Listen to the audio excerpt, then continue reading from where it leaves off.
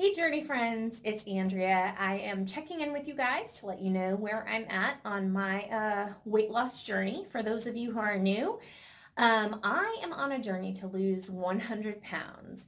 I am doing this without counting calories. There are four basic things that I'm doing. I have picked these up from Corinne Crabtree. She has a podcast, Losing 100 Pounds with Fit and Fat, I believe is what it's called. So anyways, the four basic principles are drinking 64 ounces of water in a day, getting 7 hours of sleep, making a 24-hour plan. Nothing specific has to be on that plan, but you just make the 24-hour plan to say what you're going to eat for each of your meals, your snacks.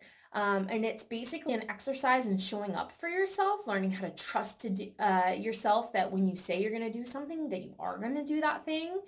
And then the last one is eating on the hunger scale, which you eat at a -2, which is just barely, hungry, not hangry, nothing like that, to a +2, which is just satisfied, a point of satisfaction where you could still go do some yoga, you could go for a quick walk, and not feel uncomfortable or feel like you have to throw up. So those are the things that I have been doing. I found Corinne Crabtree and her basics back in, I guess, like kind of September, October-ish. And my highest weight was 250 pounds. I weighed that in July of 2019, and I lost like maybe 10-ish pounds before we went to Disney in September. But it wasn't until I had gotten back from that I really did decide, you know what, like enough is enough. Like I need to figure out what's going on here because 250 pounds does not feel good, and this is not how I want to feel for the rest of my life. So I really started buckling down. Actually, Halloween of all days, I was like, this is it. This is the day. There's going to be candy all around my face and all around my house and whatever, but this is going to be the day I'm going to do some stuff, right? So October 31st was really the day that I committed to this journey. I opened up my Facebook page, Journey 100 for that. I reopened an Instagram specifically for following my journey. I started doing YouTube videos, all the things.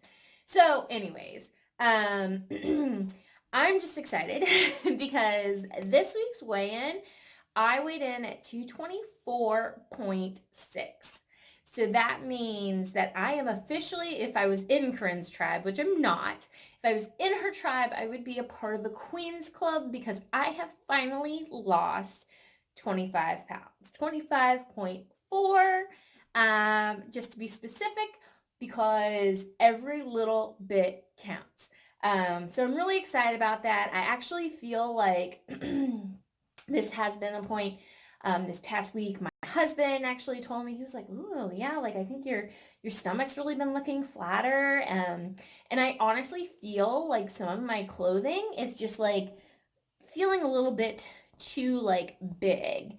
I don't know if y'all can kind of see this. I mean, it's not like super whatever, but it's definitely looser than it was. So that's kind of exciting. I have not officially really sized down in pants yet, but I'm not too worried about that. Like it's gonna come in its own due time. I am nowhere close to being done with this journey, so we will just let that come when it's time. I was pretty satisfied though that I have lost some pants in my size 18 pants that had the wear on the inside of the thighs due to the chub rub. And I feel really confident. I went ahead and threw them out. And I'm confident that I can get by with my last two remaining size 18 jeans until I size down. So I'm super excited about that. And I did want to share one other little thing with you. I think in the past I've kind of shared with you guys that I really like this book. It's called The Miracle Equation by Hal Elrod. And it really focuses on like your one big goal and going after it with all the determination, all of the unwavering faith in this one thing. Because when you are a jack of all trades or whatever, you're, master of none. So just kind of the idea of you don't want to spread yourself out so much on all of them can be meaningful goals and important goals, but because when you divide your power like that, you're going to be less effective. So his whole thing is you pick the one that is the absolute most important, and then you make your plan, you dedicate all your power and unwavering faith towards that until you achieve it, and then you choose the next one. So I've really been operating from that standpoint. My number one goal is to lose 100 pounds, point blank, that's it. However, I was actually on a run this past week, and in the area that I live in, it's, oh my gosh, it's just rolling hills like everywhere. Like, can I get a flat piece of land to run on? Like, that's all I want.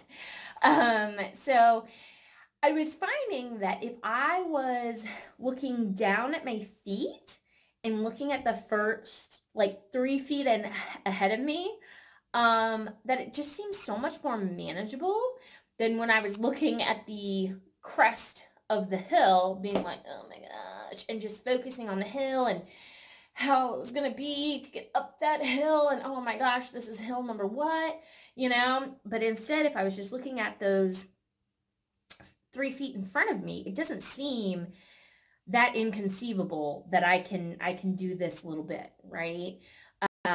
Plus the angle or the incline of the 3 feet ahead of me is not that much, right? But when you take it all into perspective, that incline almost sometimes seems insurmountable. And honestly, guys, like I will just tell you that when it comes to achieving your goals, a lot of this is like a mind game. It really, truly is. Like if you're getting too overwhelmed with the height of that hill that you have to climb, then focus on the 3 feet ahead of you and you just work on getting that done. Know that that 3 feet ahead of you is going to eventually add up to going up that entire hill. But for right now, like maybe you don't need to be staring at the top of the hill. You know that's your goal. But right now, the 3 feet in front of you is really what matters. So I have applied that now to my weight loss. Every day, let me show you. Close up. All right, so in my food journal here, this is my number one goal, lose 100 pounds. So it's always there. I'm going to keep writing that until I achieve it.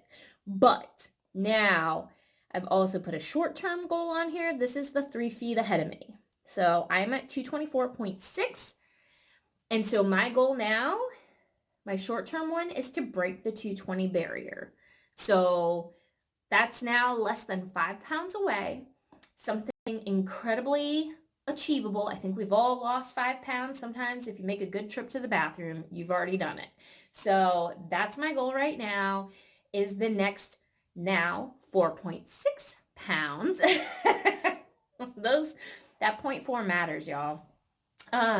So anyways, that is the short-term goal, the 3 feet ahead of me that I'm going to be focusing on, because I know that I can achieve that in a much shorter amount of time and probably, obviously less effort than the full hill, the full 100 that it's going to take me.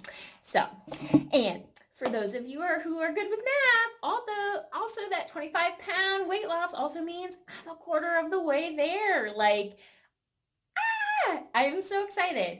So I really want to say thank you so much for tuning in to my journey. I love each and every one of you. I love being able to share this. I love hearing about your journeys. So tell me, where are you at with your journey? What's going to be your little 3 foot journey? Comment down below with what that is. Guys, if you are enjoying this, please, please, please give this video a like. Also, be sure to subscribe and hit that bell for the notifications. Guys, I love you so much. Thank you for being here on my journey, and I'll see you at the next pit stop.